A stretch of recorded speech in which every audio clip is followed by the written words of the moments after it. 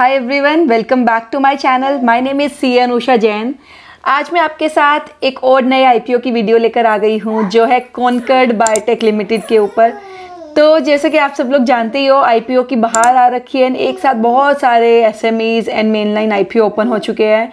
अभी मैंने लेटेस्ट जो रिव्यू डाला था वो एसबीएफसी फाइनेंस के ऊपर डाला था। अभी नेक्स्ट मेरा रिव्यू कॉनकॉर्ड बायोटेक के ऊपर है। इस वीडियो से आपको काफ़ी हेल्प होने वाली है कि कंपनी करती क्या है, क्या आपको लगाना चाहिए इस आईपीओ में, क्या नहीं लगाना चाहिए। आपको थोड़ी हेल्प मिलेगी एजुकेशनल पर्पज़ के लिए। बाकी you have to consult your financial advisor. तो चलो आज का रिव्यू स्टार्ट करते हैं। कॉनकॉर्ड बायोटेक लिमिटेड जो 1984 में इंकॉर्पोरेट हुई थी, ये एक India based research and development driven biopharma company है।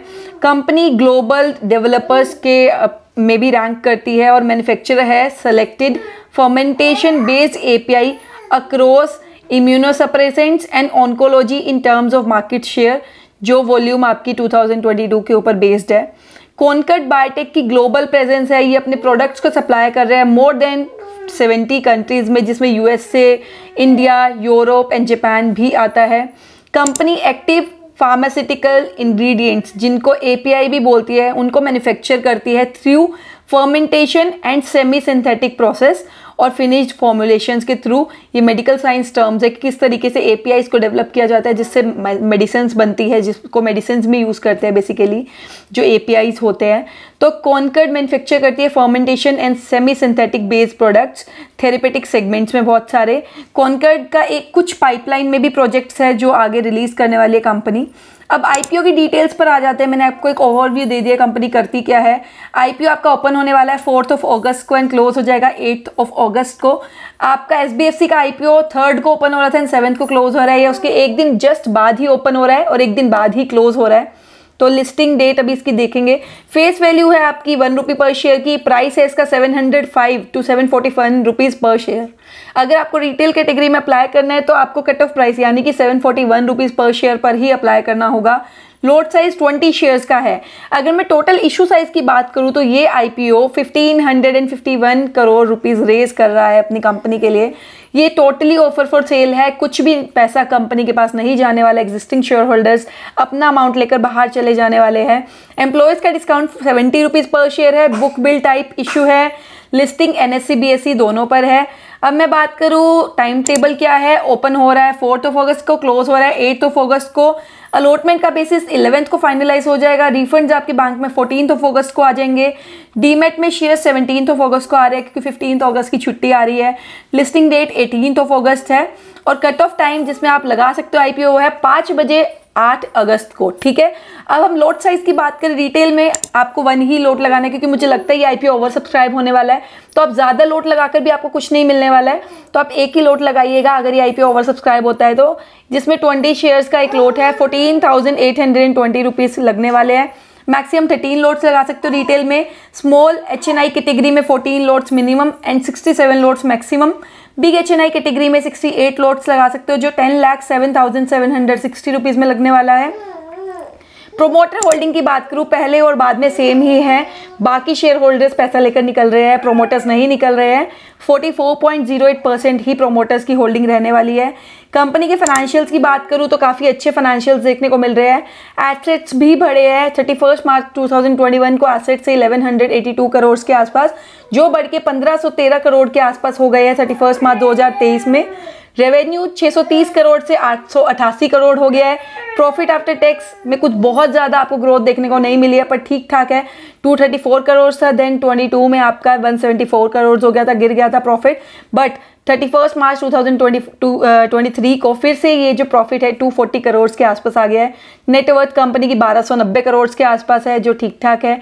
टोटल बोरोइंग पहले कंपनी की 86 करोड़ थी जो 2 साल बाद 31.24 करोड़ हो गए। बोरोइंग्स कंपनी ने काफ़ी कम कर दी है।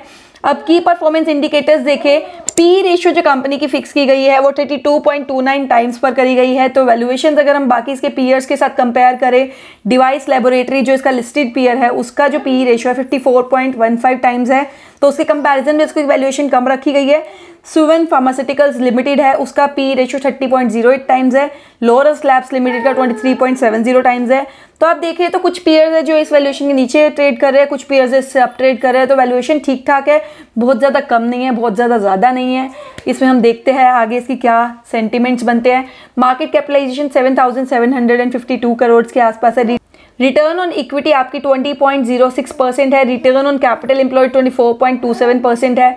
अर्निंग पर शेयर 20.79 रुपी पर शेयर है। रिटर्न ऑन नेट वर्थ है आपकी 20%। ऑब्जेक्टिव्स की अगर हम बात करें तो कंपनी लिस्टिंग के बेनिफिट्स लेना चाहती है स्टॉक मार्केट में एक्सचेंज पे लिस्ट होने के बाद। Carry out the offer for sale, बाकी कंपनी को एग्जिस्टिंग शेयर होल्डर्स को एग्जिट प्लान देना है इसीलिए।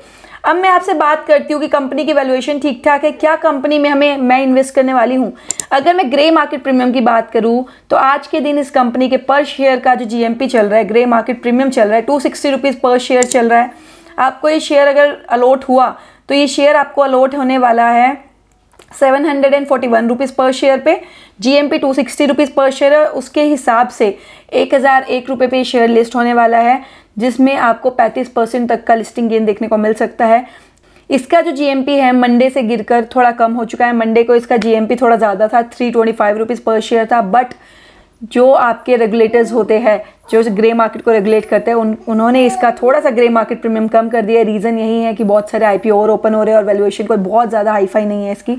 तो इसीलिए मैं अगर अपनी बात करूं, अगर मेरे पास फंड्स बचने वाले हैं तो मैं इस आईपीओ में 110% अप्लाई करने वाली हूं, क्योंकि आज के अकॉर्डिंग 35% का जीएमपी देखने को मिल रहा है। तो मुझे लगता है इस आईपीओ में subscription as compare to SBFC के आईपीओ हमें कम देखने को मिलेगी।